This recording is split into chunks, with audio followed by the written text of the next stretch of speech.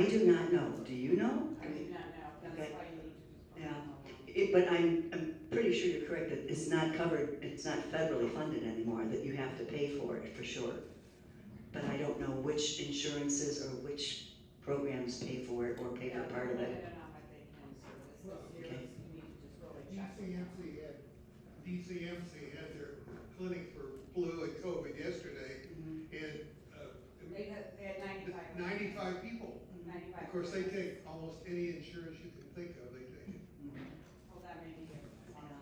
We are having another flu clinic from DCFC on the 23rd of October, but it's only at this point for influenza, not for COVID.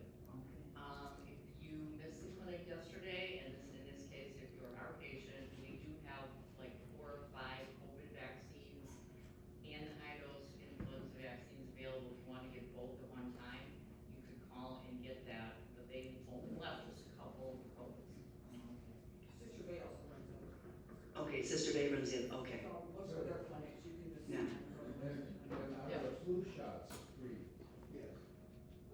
I don't know the answer. You say yes. Yesterday, they were fully They were insured. gonna bill insurance. Yeah, right, yeah. I do know that United Healthcare seems to be pretty good with, I know that if you wish to be a member of the rec, that United Healthcare will pay for your membership. I don't know how many of you are aware of that, but United Healthcare does pay for your membership. Other than that, I don't know. We can try to find out though. Yes, okay. Okay, I always forget, but I didn't today. We have the gift card from Jackson Harbor Soup, and I'm going to have this young lady over here just pull a name.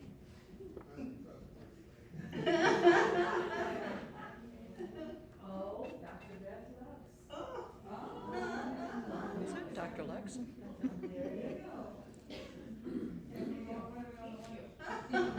Okay, without further ado, we have our How Not to Fall and Remote Caregiving, and our speaker is Stacie Scheibe and Hannah. Where's Hannah at? Back there. Okay. Thank you. Well, good afternoon, everyone. I am so excited to be up here on the island. Both Hannah and I are being able to see the start of the fall colors and to be able to see the beauty of the island. So this is such a treat for us. So I'm just going to start kind of jumping into things here. And if you have questions, please, just ask away. This is meant to become totally community here, so definitely jump in, share your experiences, all of that.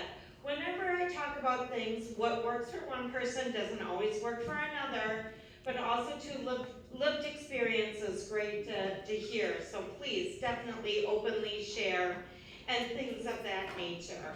You should have received a green bag. If you didn't, Hannah's got some more in the back, and inside of them are a few handouts. I'm really not going to refer to a lot of the handouts today necessarily. It's just really good FYI information. So just some little tidbits and things. So, and different things of that nature.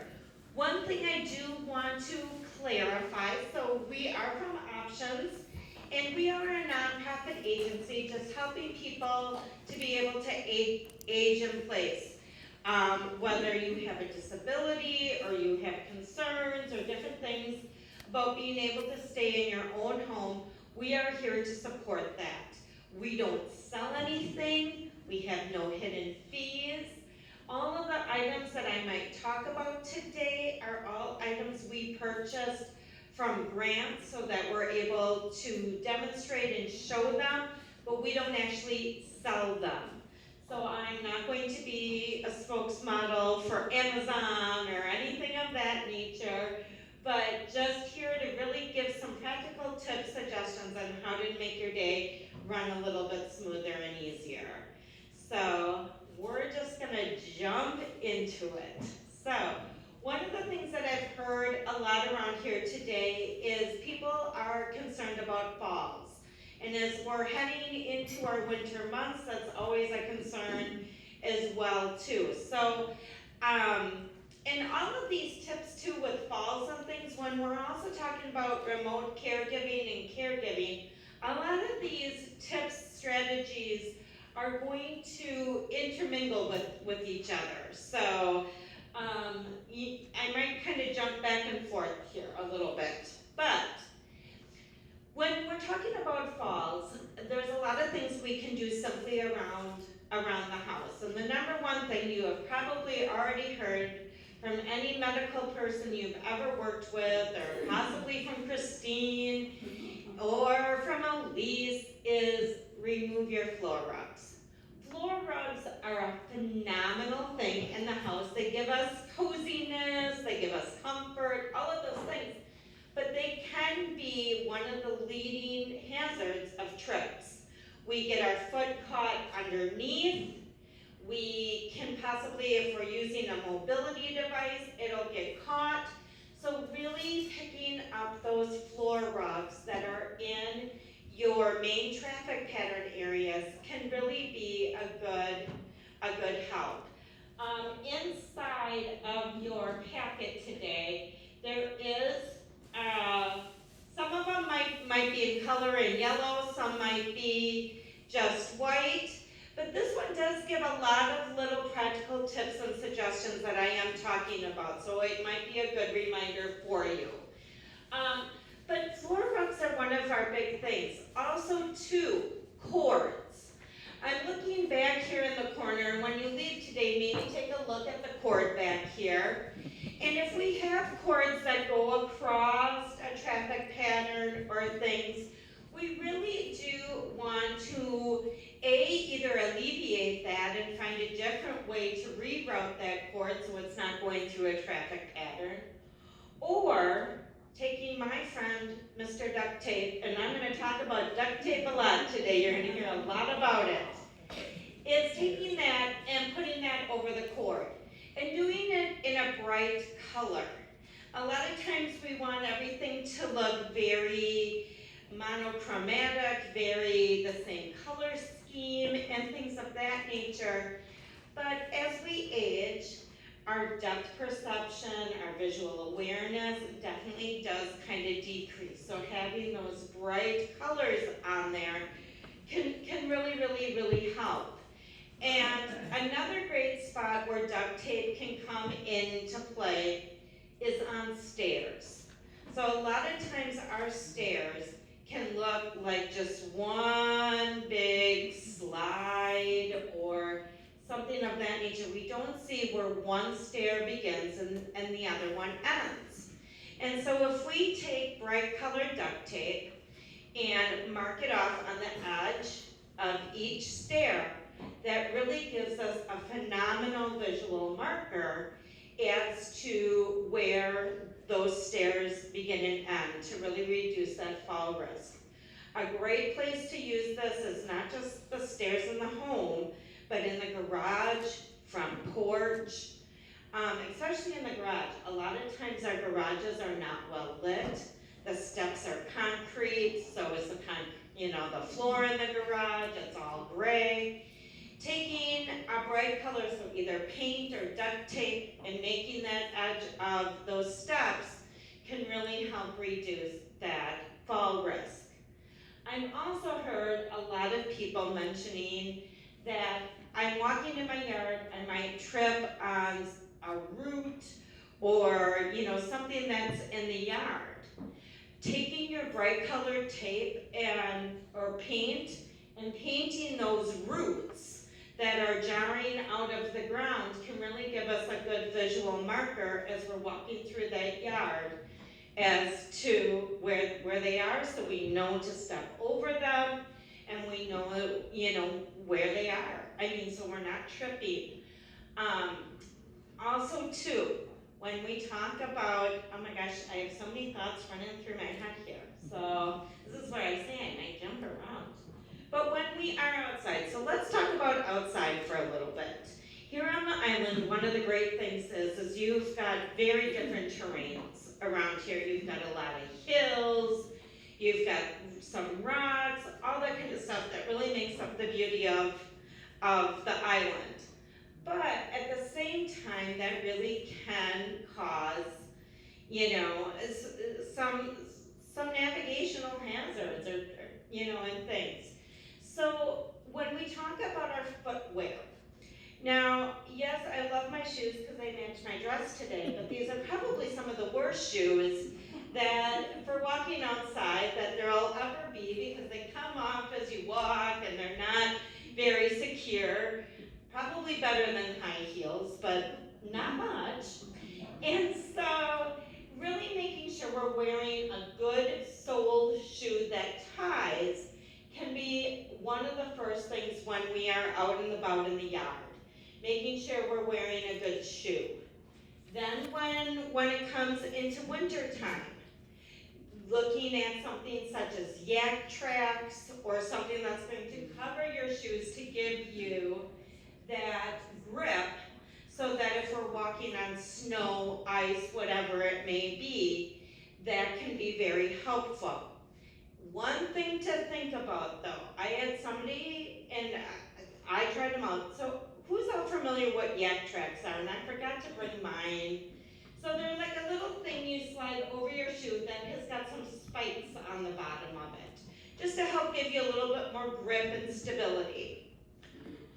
But when you go from outside where you're walking on them, it's great, and then you come into a carpeted area or a softer flooring, they grip right in, and then people find that they lose their balance and they fly.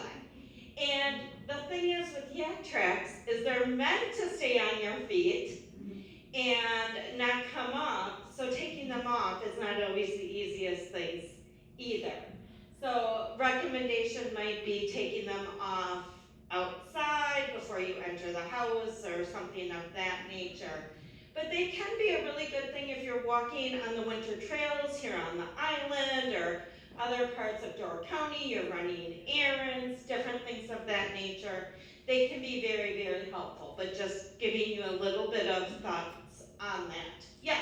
They're also slippery if you come in on a tiled surface, so that'll be slippery. Yeah. So the other thought is to leave them on those outside shoes and take them off and leave the yak tracks on the boots. Yeah. Just take the whole boot off. Okay. Then you can just slip them on when you go outside again, and then you're not walking with them on your inside surfaces. Yeah, no, marvelous suggestion. So just having those shoes to transfer into, just take them off, take that off by the back door, or wherever, maybe travel with a, you know, if you're going to someone's house, travel with a pair of slippers or slip-on shoes once you get inside that place, but yes. So, but they are a really great thing for outside. Another good thing to really think about when we are walking outside is using some type of a mobility device.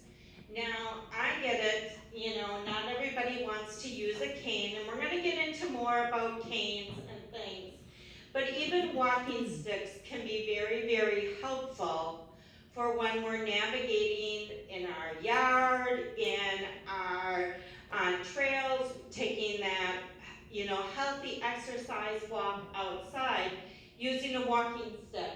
And a walking stick, I see you kind of have yours there, but they can be taller, some of them have points on the bottom, and it just gives you that little extra stability. And some people use two, sorry, I'm not able to talk with my phone.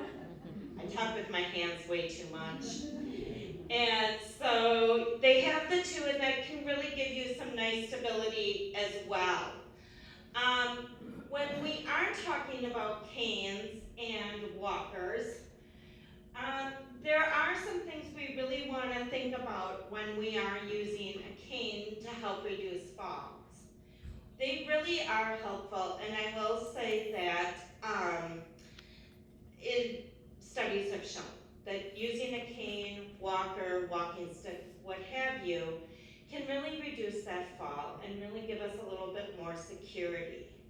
The thing of it is making sure we're doing it correctly. And so the standard rule of thumb is the cane will be on your good side, but it will move with the affected leg. So if my affected leg is my left, I would have my cane to the right, and when I step forward, I have the support, and then I come together. And then it moves with me and together. And that's how I would travel. All right.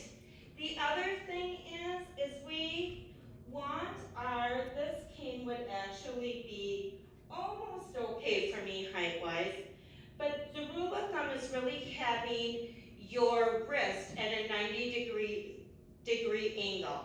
We don't want to get our elbow locked, because then we're putting way too much pressure on our shoulder and on our elbow joint, and we're causing a lot of stress there.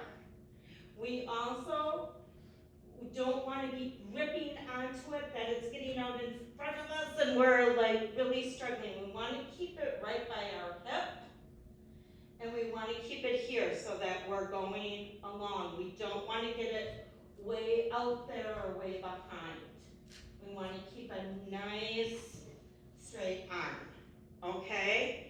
If we're stepping up steps, like we're coming in here and into the church and we have to step up some steps, we're gonna step up with our good leg. Now this always seems backwards to me, but you go up with the good leg and you go down with the bad leg.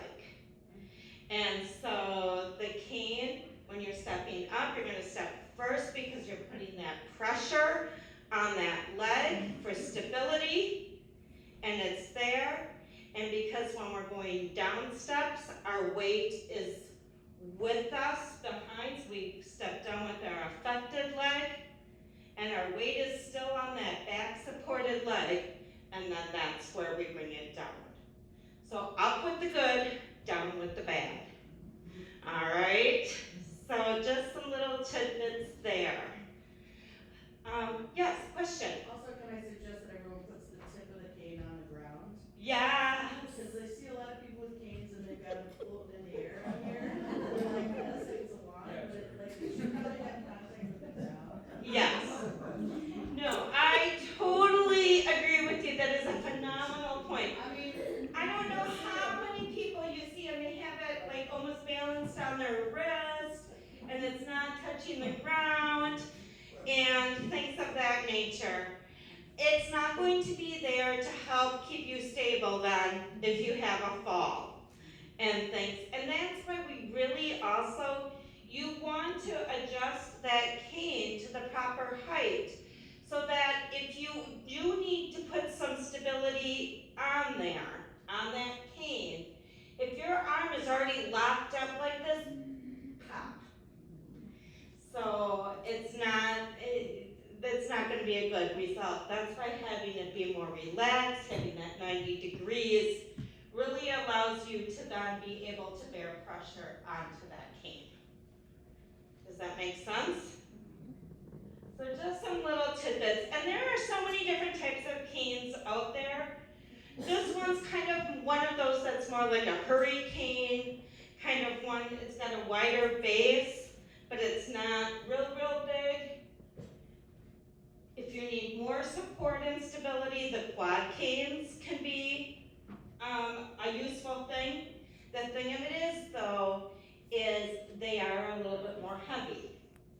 So yes, it gives you the stability, but it is sometimes a lot to pick it up. So I know that here in Door County, you are blessed to have neighbor to neighbor, not neighbor to neighbor, but neighbor to neighbor.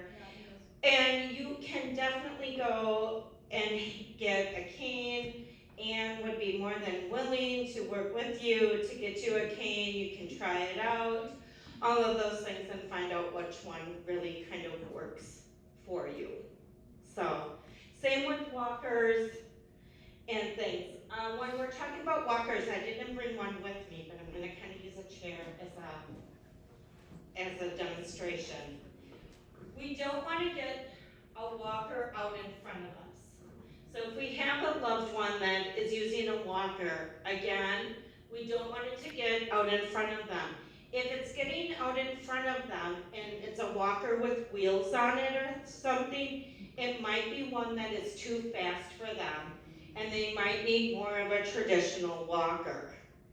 The further it gets out, the more at fall risk we are. We really want to keep that close into us, have it basically be underneath us for a stable support. Or if it's a regular framed walker, again, you want those wrists at a 90-degree angle. That 90 degrees, you're gonna hear 90 degrees a couple times from me. So, it's the rule of thumb. So, other things we can simply do around the house, as well as in bathroom. We all know that bathrooms can be a bone of contention for falls and things. Now, everybody asks me when I sit there and say, remove your floor rugs, well, what do I do in the bathroom? I take a shower, I don't want to step onto a wet tiled floor, I want a bath rug. Bath mat, thank you, a bath mat. But then also too, okay, is that wrong, is it right, is that good, is it bad? It's one of those things where, depending upon what your surface is underneath, it's one of those judgment calls. I will make this recommendation. Definitely have it be a rubber backed. And it goes down when you take the shower, it comes up once you're dried off. And then it's not in the traffic flow the rest of the time. Now, if you're lucky enough to have that luxurious bathroom that a bath mat is not going to be in a traffic pattern when you're using the restroom, washing hands, any of that, good for you. And then, yes, it could definitely stay down. But if your bathroom is smaller like mine, and you need to, get in front of that tub as a traffic pattern to get to the toilet or to the sink, then definitely that floor rug comes up, but definitely have it be a rubber backed so that it's gripping to the floor and it's not slipping out. So that is one thing. Also too, what else would I recommend in the bathroom? What? Grab bars. Grab bars. You can never have enough grab bars. Let me tell you. So, definitely getting into the shower, if possible, having it be for the arm that is dominant to you. I'm right-hand dominant, so as I'm stepping into the shower, I would want mine for my right hand. If I was left-handed, I would want it over to the left. Again, as I step in, if I have an affected leg, I'm going to step in with the good leg, because that's going to be my base of support. And coming out as well, always stepping with that good leg. In the shower, one of the other things, what do you think I'm going to, besides a grab bar, what would I recommend in the shower while you shower? Yes, a seat, a bath chair. Some type of bath chair. We do not realize how much energy we consume trying to keep our balance in the shower. As we're soaping up and we're washing our hair, there's a lot of movement going on. And that takes a lot of stabilization. And so that can be one of the reasons for a fall, is because we've exhausted so much energy trying to stabilize in the shower and we just don't even realize it. and that's when our legs can start to give out or our arm isn't there for support. Sitting down during that showering process is huge. Having a grab bar on the side of the tub, that when you go to sit down, it's at an angle, and it'll come down with you, your hand, because we want to keep it again, want to keep our elbow at a 90 degrees, and then when we go to rise, same thing, it can just go up as we step up out of our bench, and then it rises. Again, keeping that elbow with grab bars. Grab bars are 90 degrees for the elbow. That is the key. There are rules when you're at a business, any commercial property, that grab bars have to be a certain height and all of that. At your house, it's whatever works for your body. So if you're me, who is shorter in stature, yep, your grab bar is going to be, mine's going to be much lower. For someone who is over 6 feet, their grab bar would be much higher, just because that's how it is. And so there's no federal guidelines what you do in your residential home. Just so, and sometimes a contractor will try and tell you that. That's only for commercial properties. So we've gotten in the shower, we've now sat down on our bench, we've risen to get out of the shower, we get out of the shower, and now I'm going to get dressed. What do you think is a really good idea for when we get dressed to prevent falls?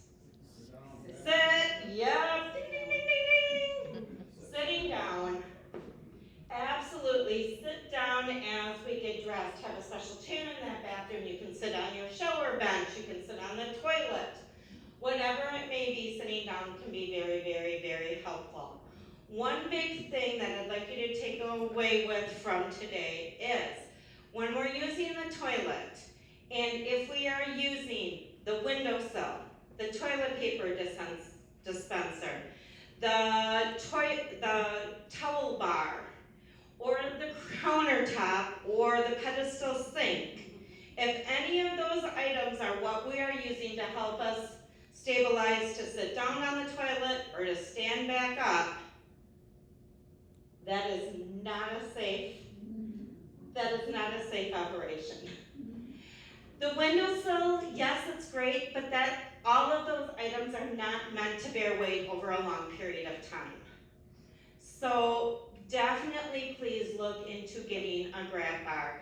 And a towel bar is not a grab bar. And I see so many people will put the towel on the grab bar, and then what happens? We go to stand up, we grab that bar, now we've got the towel in our hand, and who's ever sweated this is, I'm very sorry, but it's the towel comes, not our bar. So we want to make sure that all those surfaces are clear. And that is the same as we're walking through our house. If we have a loved one who, okay, we've fought the fight about the cane, it's not going to happen, and yep, we've decided we're just going to roll with that, but we're going to modify this house to make it as safe as possible. If they're going around grabbing onto every surface as they walk by, okay, that's great, but what happens when we go to grab the surface and there's stuff on the surface? We're grabbing that book. We're not grabbing the stability of the surface. If we're grabbing chairs, like some kitchen chairs are not real sturdy. If I fall, that chair is coming with me.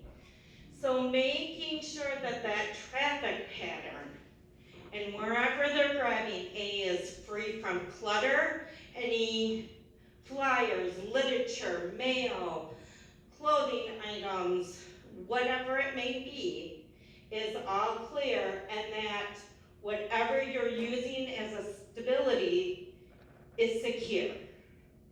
That if it's a dresser, a hutch, back of a chair, table, that it's not something that if full weight was put on it, that it would tip. that is in the house can be very different from one house to another. So, now, when we do fall, what do we do? What are some things we can do when we fall? So, I know you guys will all fall gracefully and you will look absolutely fantastic as you fall. So, a couple of different things that can be out there for when we do have a fall. Looking into some type of life alert with fall detection on it. So making sure it's one of those types of programs. So there's lots of life alert programs out there. So you push the button that contacts emergency services or the command center or whatever. But if it is one that does not have fall detection, and let's say you fall and you unfortunately are knocked unconscious, or your wristband came off of you, or your pendant, wasn't there, and you can't push the button, unless if you have fall detection on it, 911 isn't going to come. We had one lady that I worked with that she fell down her basement stairs. She had her life alert totally on her, but because she had the fall, she panicked and forgot that she had it. She sat at the bottom of those stairs for quite some time until she had Meals on Wheels, and it was her Meals on Wheels driver that actually found her, because she just panicked and she was wearing her life alert, it was charged, all of those things. So do look at, if you're going to do a life alert program, that it has fall detection on it. Now, some of the other things we can do is, I know this can always be like a sore spot when it comes up. Not everybody loves their cell phone, and I get it. They are the good and bad of the modern age. We can debate whether they're good, we can debate whether they're bad, all of those things, but there are some nice features that are built into the phone. And I know when Kelvin was up here, he talked about some of them. And so for those of you, because I do recognize some of the faces from when Kelvin and I were up here teaching technology classes. But just in case, I'm going to kind of go over some things. So, on whether you have an Android phone or you have an iPhone, there is the availability for voice activation. So, hey Siri, call Dad. Calling Dad mobile.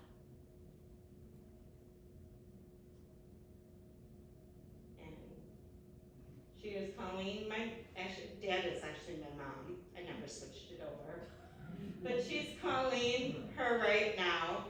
And it's as simple as that. It's just being able to project my voice. I don't have to have it in my hand. Oh, now my mom's calling me back. Demonstration, Mom. Mother, you're being my demonstration model. I'm very sorry. Goodbye. She's trying to tell you she fell. Yeah. Probably, because I've had her. So you can also do, hey Siri, call Hannah. Just to confirm, you'd like to call Hannah Yakube? Yes. Calling Hannah Yakube. And so now she will be ringing back there. So you can do the voice activation. That can all be set up on anybody's phone. You have a fall in your hallway and your phone is sitting in your kitchen. All you would have to do is use your voice to be able to give those commands. You could also, if you're making sure that your phone is with you in your coat pocket, pants pocket, whatever it may be, when you go out to get the mail, you're doing yard work, any of those things, and if you have that emergency situation, being able to use that. Now, if anybody ever is interested in learning how to do that again, we can always come up and do a class again at the community center. So, oh, rec center, sorry. So, at the rec center, and we'd be more than happy to do that. One other thing is, Miss Hannah, have you come up and be my demonstration model? There's one other thing that, and I'm gonna get back to the voice activation in a little while. I'm gonna retouch on it again in a different way, and I'm gonna do some other things, but one feature that I think is really important. On all phones, again, whether you're Android or iPhone, I happen to have an iPhone. On Android, it's a little bit different of a process, but at the end of the day, it's the same thing. There is an app on your phone that's got a white heart if you have an Apple phone, if you have an iPhone. There's a different app if you have an Android, and I don't remember offhand what it looks like, but again, this is something we can do a class on. In this app, I will enter in all of my emergency information, and I'm gonna show you why that's important. So, all right, so Hannah's gonna try and get into my phone. I've fallen. It's gonna lock me out. Yep, you want it to be locked out. Oh, yeah. So, Hannah can't get into my phone. And down there, you see the part where it says emergency. She's gonna push emergency. On there, you're gonna get the screen, I could call 911, or I'm gonna push medical ID. Medical personnel, first responders, have been taught, are being taught to do this process, depending upon what community. Once they do this, they have access to my medical information. Only what she's put in there for people to see. Yes, that I have high blood pressure, I have post-concussion syndrome, I wear contacts, my height and weight. My emergency contacts are listed in here. My spouse, Steve, my husband, and my sister, Wendy. Those are listed in there.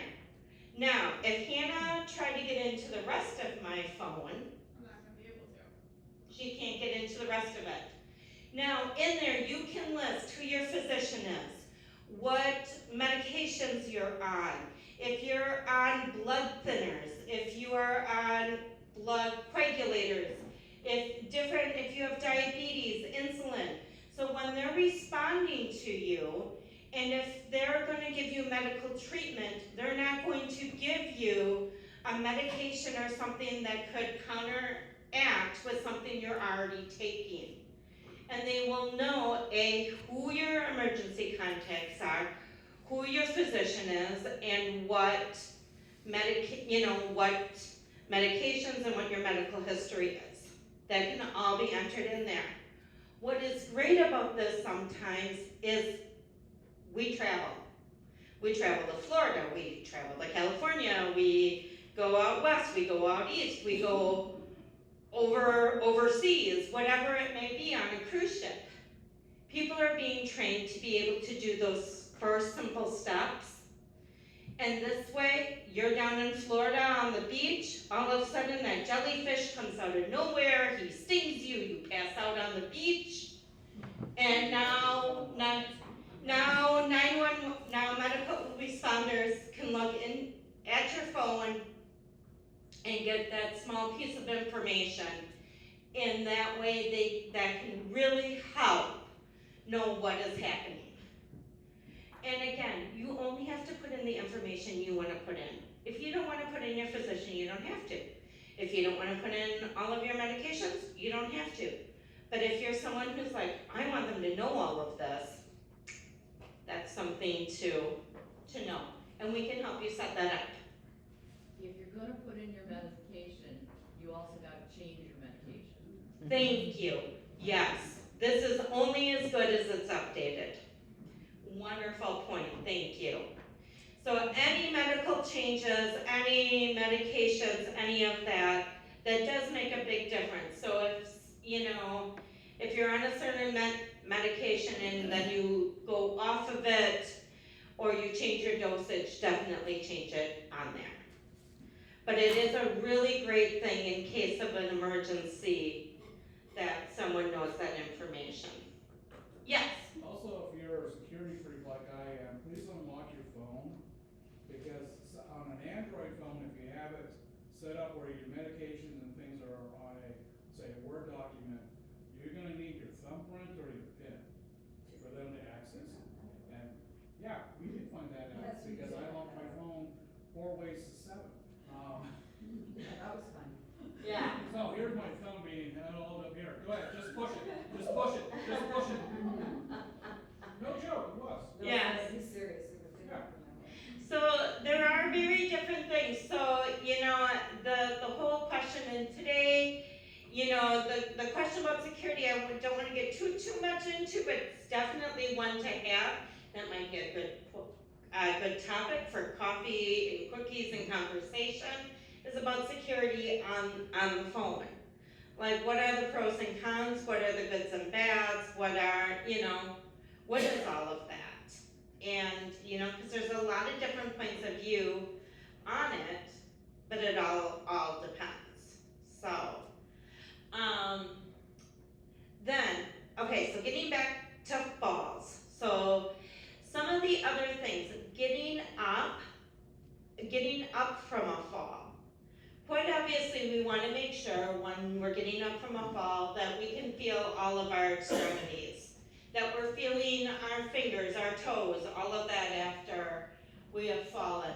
We also want to make sure, if we're lightheaded or something of that nature.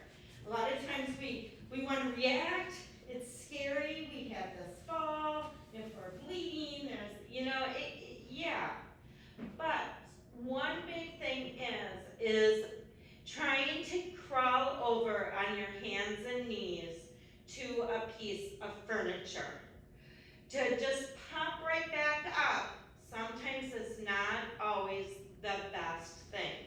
So we've done our check of all of our faculties, we can feel our fingers, we can feel our toes, all of that. Now we're gonna try and get ourselves up.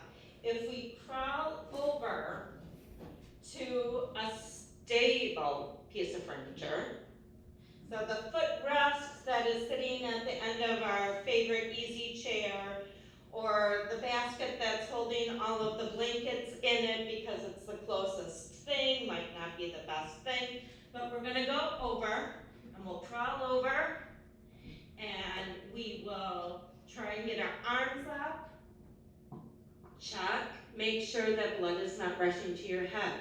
Make sure that you are feeling okay, that you're not dizzy, that you're not any of those things, that you're not feeling lightheaded, that you're gonna pass out. Then kind of rest there for a little bit. Okay, you've kind of got your bearings.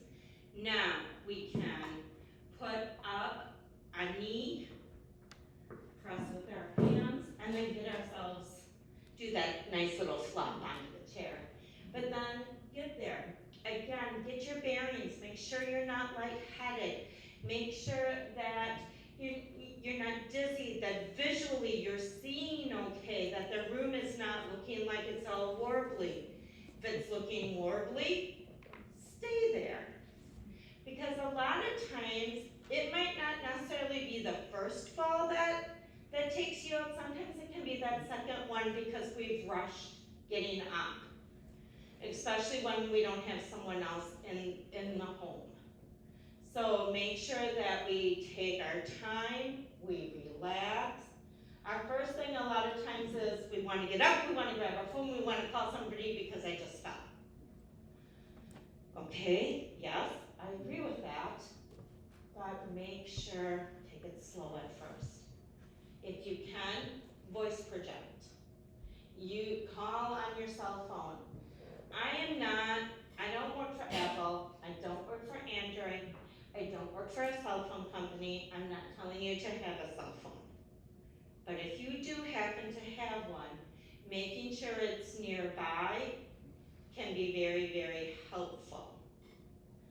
And it's only as good as it's charged, so make sure that it's charged. So, I don't know how many times people have said, well, yeah, I had my phone with me, but it wasn't charged. It was in my purse, it was dead, it wasn't there. You know, all of those different things. So that is a big, big piece of it, is making sure that it's also charged. Because we can do all of this stuff, which is great, but if it's not charged, it's not gonna do us any good. So, now this is the other side of it. Now I'm gonna kind of flip subjects. Instead of being the person who's fallen, I am the caretaker to someone who might be at a fall risk. And what are some things we can look at and do? So one of the things that, products that are out there on the market that can help. One, actually I'm gonna bring this up, this is not the device for everyone. But just so you know, if any of you have a smartwatch, if you have an Apple Watch, they have fall detection on them. They have a gyrosphere in them, and they can alert someone, a family member, that you have had a fall. It's not gonna alert 911, it's not gonna alert authorities, but it can alert a neighbor, a child, caregiver, whomever it is that you have had a fall. It'll either send them a text message or a phone call as to how you set it up. So that's one thought. Another thought is, and I love this product, but I like it for a lot of reasons. The Amazon Echo Show, and I promise you I do not work for Amazon. I do not work for the Echo Show people. None of that. I don't get a kickback. But I do think it has value. So an Echo Show is, if you've ever heard of Alexa, and she's probably gonna go off. If you've heard of Alexa, if you've heard of, you might have seen the commercials for Alexa, tell me the weather.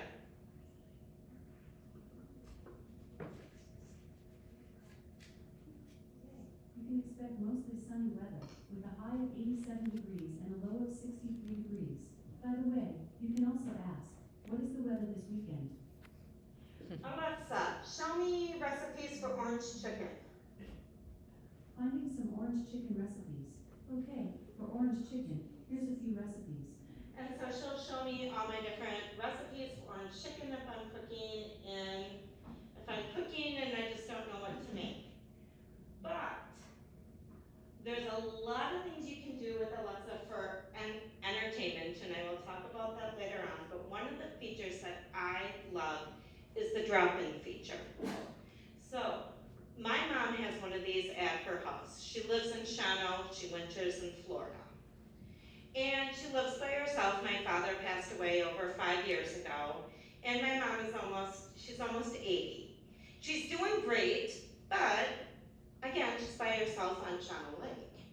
And all of us kids live in either the Fox Valley area. I have a sister that's in Milwaukee, I've got one in Wausau. So none of us are right there by her. And so one of the things we can do is called drop-in. This device is at her house, and I have the app on my phone, which is a free app. And I'm gonna do my little demonstration here. So I go onto my app, and I'm going to pick my Echo Show, and I'm gonna do the drop-in on her. And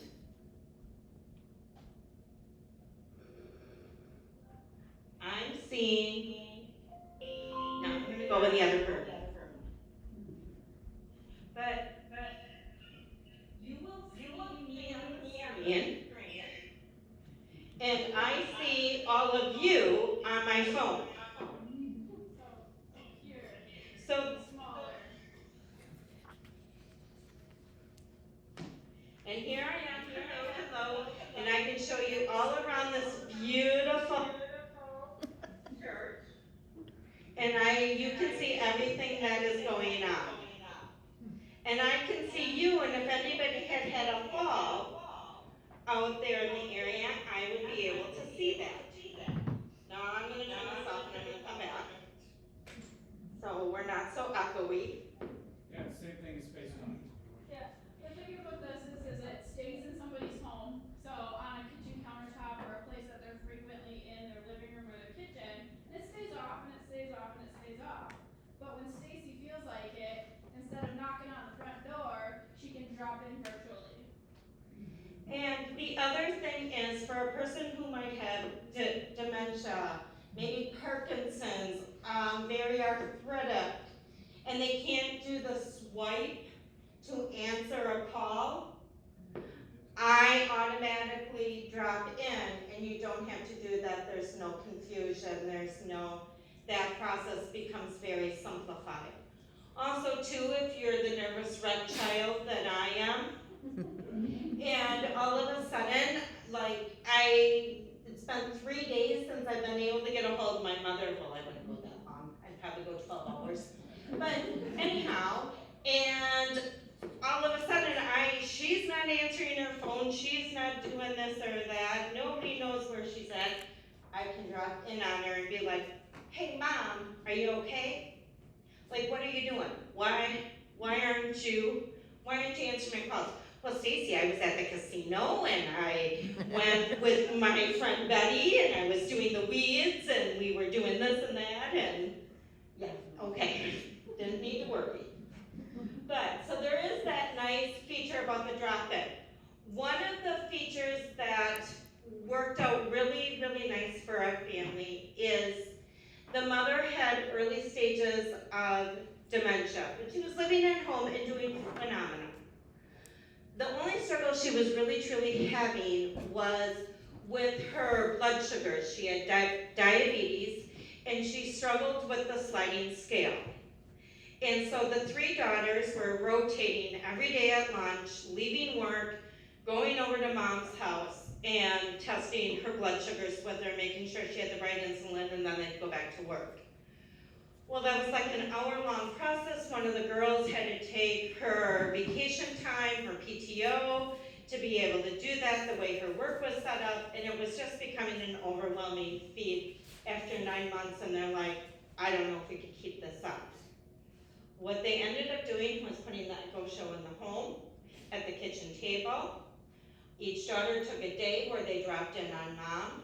Mom tested her blood sugars with them. In front of them, they could see it, they could help her with the sliding scale. They watched her take the insulin, and it reduced her hospitalizations by almost 100%. Mom was in and out of the ER, she was having blood sugar spikes and different things, and so this really, really helped that family overcome that. With me and my mom, it's one of those things where I feel more connected with her. So yes, quite obviously being in person is the best thing. But she's down in Florida. At Christmas time, she leaves the first week of October, so she'll be leaving here soon. She doesn't come back until Easter. We're missing Thanksgiving and we're missing Christmas together. Last year, we used to always make melting moment cookies together. She was on the screen, I'm on the app, and we're mixing up our melting moment dough, and I'm like, Mom, this looks really, she's like, oh, Stacie, you just need a little bit more cornstarch. That needs some cornstarch in it. And this and that, and we're rolling our cookies together, and we're talking, and it's keeping us connected and being able to do those family traditions. She sits down, us kids still all get together for Thanksgiving. She's got her spot at the table. Granted, she's an Echo Show device, but she eats Thanksgiving, we say, okay, it's 4 o'clock, we're gonna have turkey meal. She makes her turkey meal down in Florida, we do ours, and then we're all together. We did it with Christmas presents, all of those things. It can be a great way when you're a virtual caregiver to stay connected. People do ask, well, how much does this thing cost? There is a one-time fee, you just purchase it from Amazon and no more. The one-time fee, depending upon the size, can be anywhere between $40 to $150, depending upon the size screen you would want. Now, then you do have to have internet in the home. And then that's it. The app is free, and it doesn't matter if you're a family of 15, anybody can have the app, and it can all happen at one time. So it's that part of it is no big deal. Amazon is not, you can also set it up where there's not a credit card tied to it, because some people are like, well, I'm using my Amazon account, but I'm afraid that my loved one is gonna go on a shopping spree, and my credit card is tied to this, and all this kind of stuff. There's a small step that you can take that out. And that's one of the fun parts is if anybody ever thought that this would be a great thing for caregiving, remote caregiving, or just really helping to reduce isolation or things in the home, definitely talk to me, because it doesn't help if it's sitting in a box. I will be more than happy to come to your home. I've done it already with different people on the island before, and it definitely is one of those things. I will help come set it up, work with you to get you to feel comfortable with it so that this can work. And your visit doesn't cost anything. Nope, it doesn't cost anything. The only thing it might cost you is a cup of coffee. No, I'm just kidding. And conversation. And it's called Echo Show, and it's made by Amazon. Yes, by Amazon. Echo Show. Google, that's my goal. And it's one of my other favorite things is my daughter plays softball, and I've got a nephew who's huge into piano, and I have another one, and a niece who's a cheerleader. And again, my mom is sitting down in Florida, and she's like, I'm missing all of the grandkids events. We hold up our phone at those events. She watches my daughter bat. She's listening to she can see the piano recital. She can be there for, the soccer match. My son won an award for academics, and she was able to, I held up my phone as he was presented the award, and she got to be a part of all of that. And so it can really be a helpful thing. One needs to write in, this is my last testimonial, but there was actually a person here on the island who the family members lived, the closest one lived in Milwaukee, and then the rest were in Kansas City. And the family was like, okay, Dad had a stroke, and they're like, we want to keep him living there, but we can't constantly come. Like, that's just not a thing. And actually, he didn't live here on the island, he was in Sister Bay. So sorry about that. He was in Sister Bay, but anyhow.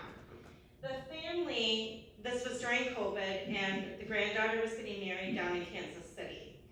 And they didn't think that taking Dad during COVID times would be that great, with him just having a stroke and things of that nature. But because we had the Echo Show in the house to help with remote caregiving, they held the phone up at the wedding ceremony, and he watched his granddaughter's wedding on the Echo Show. But the best part was, at the reception, they passed the phone around, and he talked to relatives and family members that he had not talked to in years and months. And he just had a blast, and he really felt like he was a part of that wedding. So, just a little side note on that. And does it work if, like, my daughter lives in Illinois, if she's got an Echo Show and I've got one too? Yes, they can talk to each other. So you can, absolutely. That's how actually me and my mom do it. Cause it's too hard sometimes to prop up the phone always. Yes, so you can they can definitely talk to each other. Yes, I'm the security geek, so I'm gonna ask this question. If I have that app, can I access you? no, Okay, you shouldn't be able to. I mean, it's gonna be like any app on your phone. okay. So you can, definitely, it's all password protected, it's all of those things. The other thing is people are like, well, I don't always want that camera on. I don't like always having a camera on. You can turn the camera off on the top, and now it says camera off, and the camera is not on. And so if you're at a point in the day that you don't want your camera on, or you don't feel comfortable with that or whatever, you can just turn that off. A lot of times when caregivers come over to someone's house and if they're caregiving and they're doing bathing, dressing, they will turn the camera off and then they'll turn it back on when those moments are done. Alright, When the so, camera's off, can somebody still contact you? Yeah. Yep, they just can't see you. You would just hear the auditory. Yep. so do you acknowledge that call like a normal, pickup, like a regular landline phone, or does it automatically ring in? Good question. You can have it set up both ways.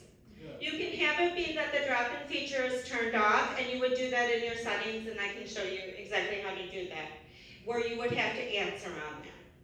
Or if you know that your loved one, a lot of times when we have people who have a spinal cord injury and they can't access their phone, that's when we'll do that. We'll have the drop-in feature for those families, because now for me, I don't care if anybody drops in on me, and so my features are on. But that's not, not everyone. And some families will choose at first not to have that feature active, and then they'll initiate it as the disease progresses. Does that make sense? So there are a lot of really great features. The other thing is we had a person actually here on the island, and we had the Echo Show on, and what she really liked it for is to help reduce with falls. She had to turn off her lights. So she would have the bedtime routine. She would go to bed, she'd get into bed, and then she'd be, Alexa, turn off the lights. And that was fantastic for her. And then if she got up, she actually had it set up that Alexa had the timer that it brought the lights up at a certain time. But that's with that additional plug into the wall. I was just going to bring that up, it's sitting here somewhere. Yep. You have to have a special plug, but the special plug is like $20. So and there's special light bulbs you can do. Also too, some people want security cameras. You can do security cameras through it. You can do all different things. It depends upon what you are comfortable with and how much you want to build onto it. One of the nice things though is we have it set for our ceiling fan at our house. So I say, Alexa, turn on the ceiling fan. I don't have to reach for the cord. I don't have to do any of that. And it's really, really nice. I can lay in bed and be like, Alexa, turn on the ceiling fan, turn down the ceiling fan. And so then yes, you didn't. So that is one of those things when we're talking about how can we simplify things around our home, also too, for remote caregiving and fall risk. It can be, some of those things. It can do the blinds. So if you have blinds behind your couch or a place that's hard to always open and close those blinds, she can open and close your blinds. I can sit on my phone and go, oh, Mom's lights are on at 10 o'clock at night. She's normally in bed. She must have forgot. I'll turn those lights up. Or she didn't lock her doors. You can set it up for as little or as less as you want. We have it set up for our sump pump. So if our sump pump pump isn't running. So you can do as much or as little as you want, it's just what you want to do. So enough about that. So if you have more questions, please. The one other thing I want to get into, because I know I'm getting close on time here, is lighting.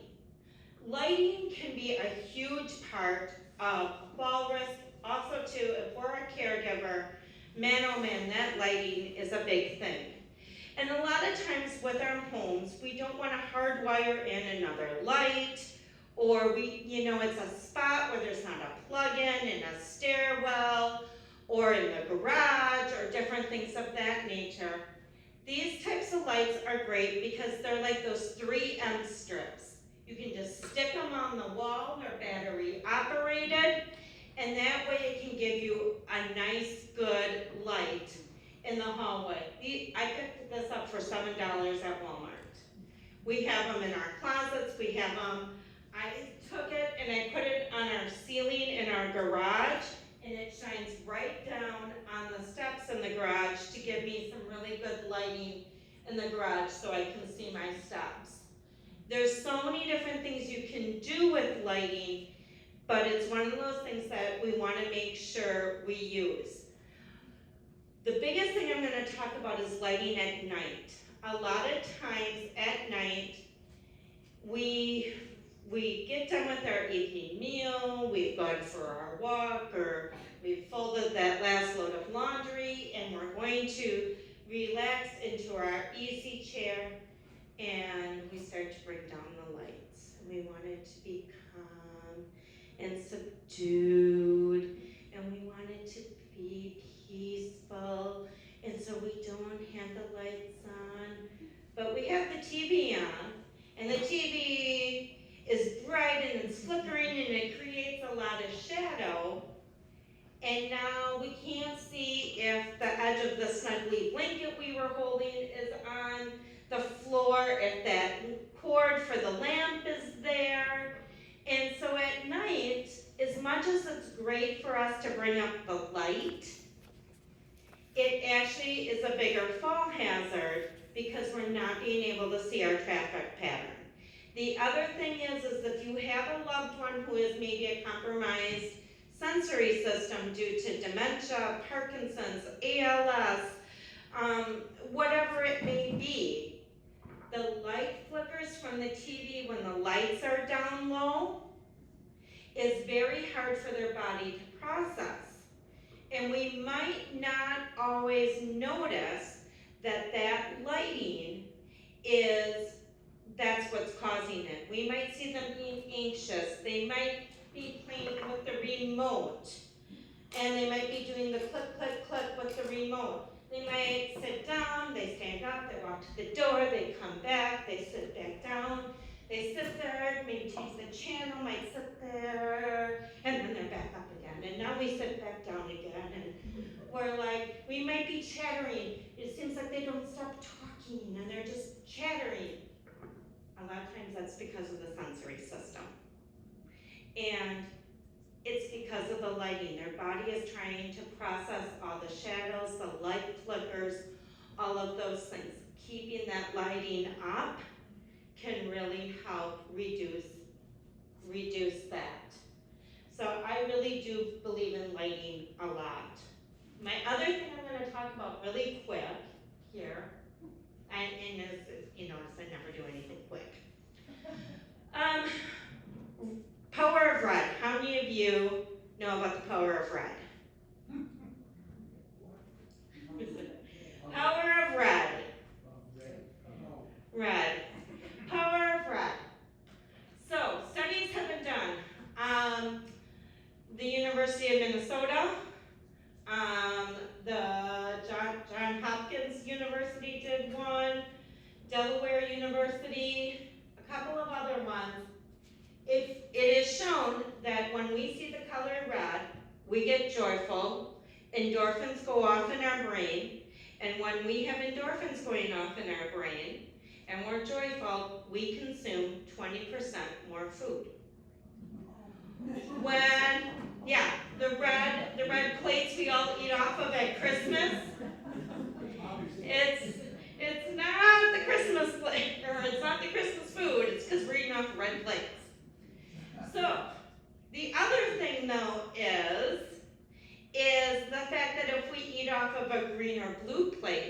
we will consume 20% less food because it looks discolored, it looks just not as appetizing. Now again, what works for one doesn't work for another, but if your physician has some, I really think your loved one might need to increase their caloric intake, they're not getting the calories they need, eating off of a red plate could really help. The reverse, if, those sweets might have been getting to you lately, maybe cut back on that a little bit. Eating off of a green or blue plate could help you reduce your caloric intake. So just a side note on that. The other thing is if we're talking about caregiving, is camping wear. So a lot of times people, and when we're also talking about falls and things, that we're carrying a heavy coffee mug, then we fill it up, and it becomes very heavy. It's hard to stabilize as we're walking and things. Camping wear is as lightweight as you're gonna get, but yet you can still put your hot liquids in there. And so you're reducing the weight of it all. And so sometimes that can be a really helpful thing as we're trying to walk, stabilize, and have that morning cup of coffee that we all need. But also too, when we're talking about the kitchen, one of the big things when we're talking about depth perception is the fact that a lot of times our countertops are the same color as our flooring.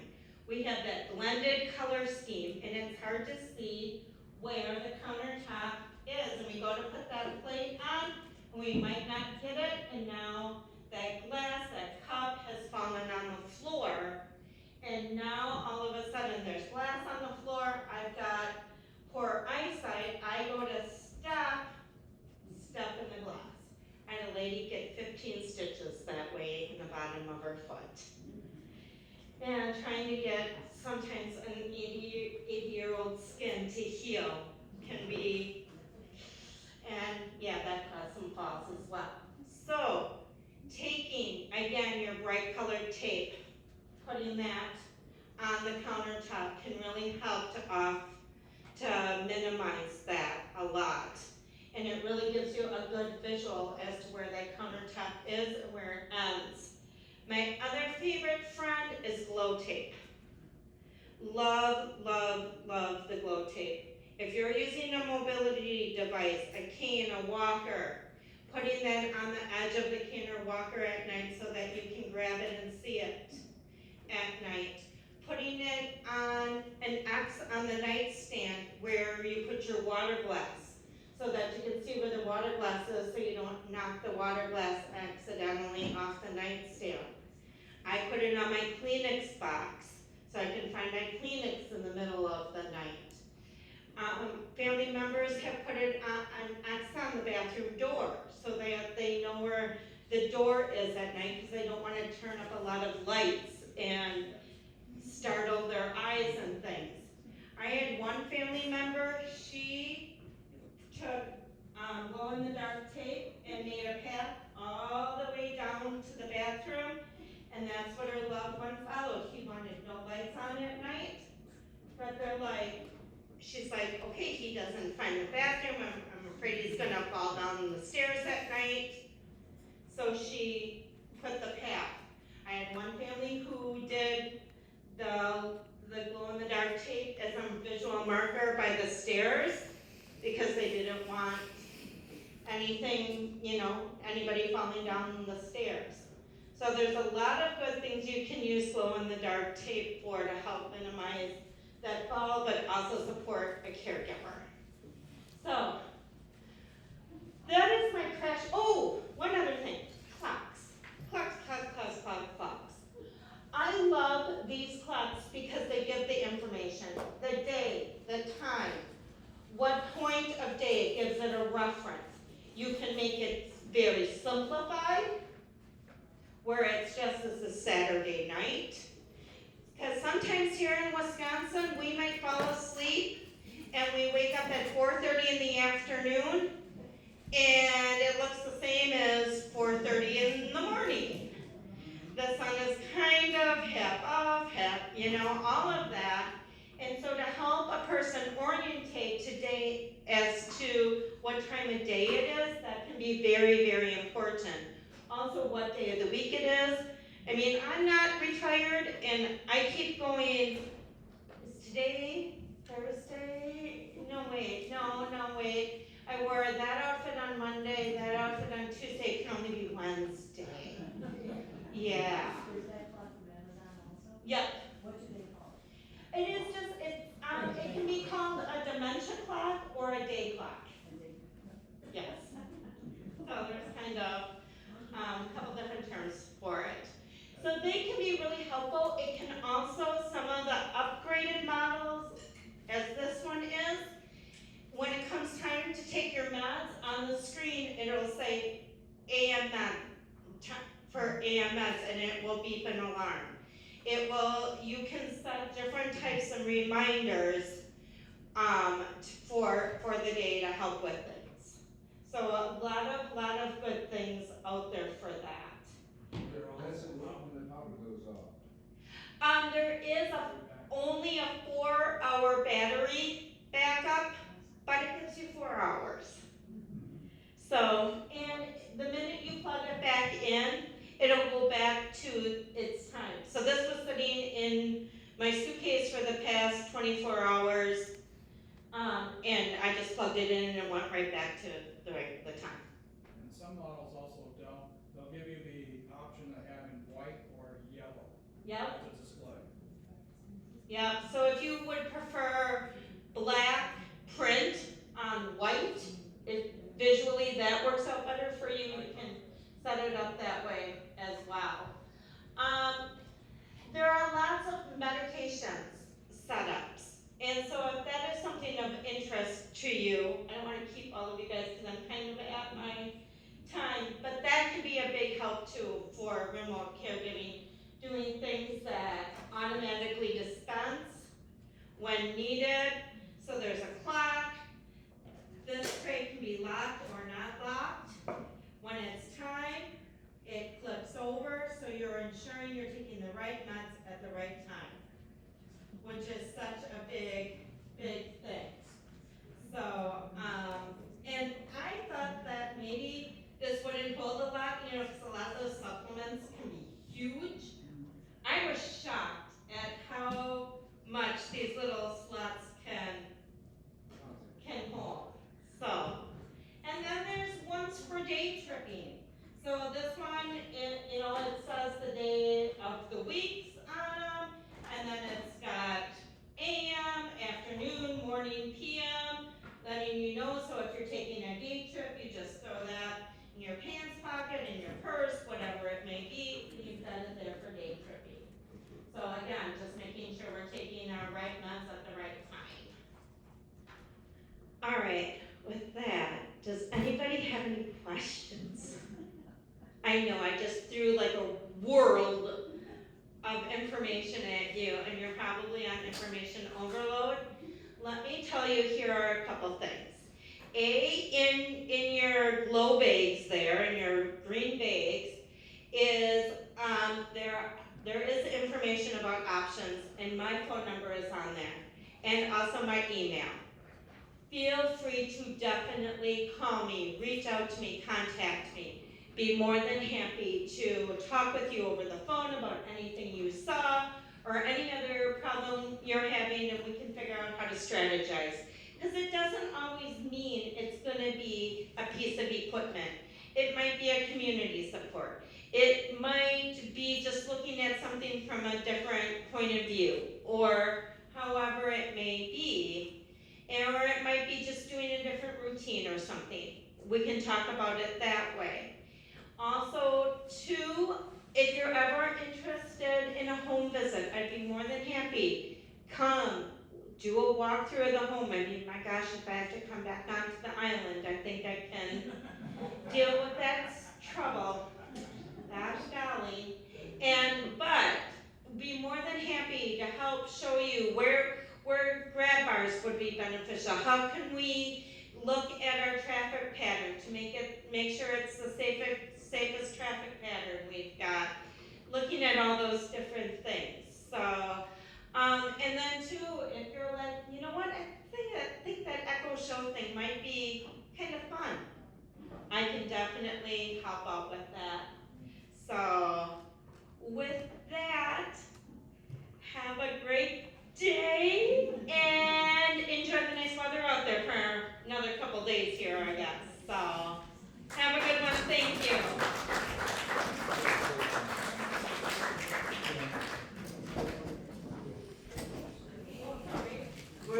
questions quick before? No? Okay. Thank you. That was so informative. Oh, not at